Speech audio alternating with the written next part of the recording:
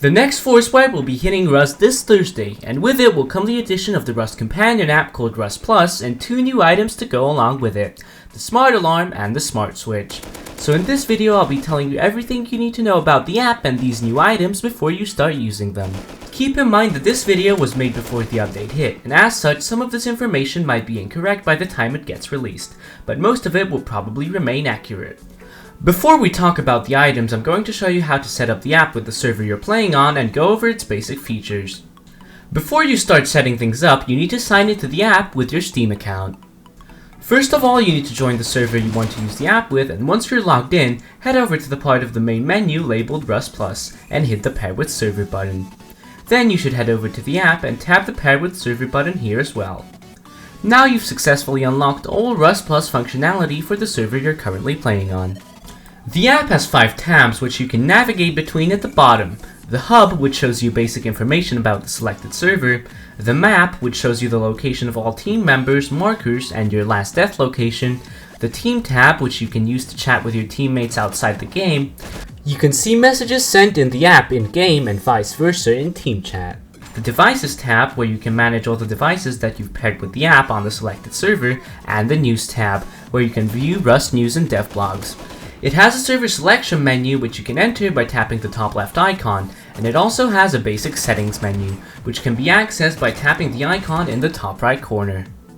There's a link to both the iOS and the Android versions of the app in the description below.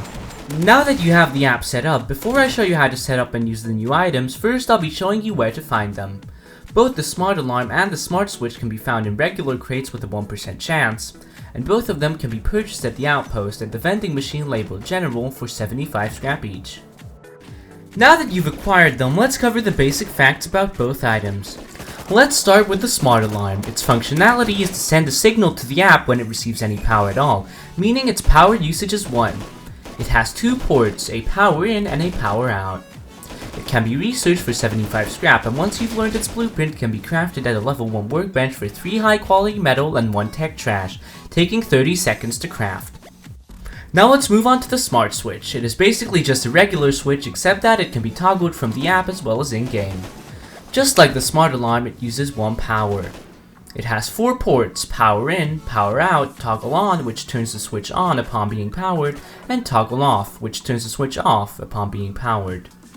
It can be researched for 20 scrap, and once you've learned its blueprint, can be crafted at a level 1 workbench for 3 high quality metal and 1 tech trash, taking 30 seconds to craft. Now that we've covered the basic properties of both items, I'll show you how to set them up with the app and a few uses for them. When placing them down, you can hold E on them if you're holding a wire tool in your hands and select Pair.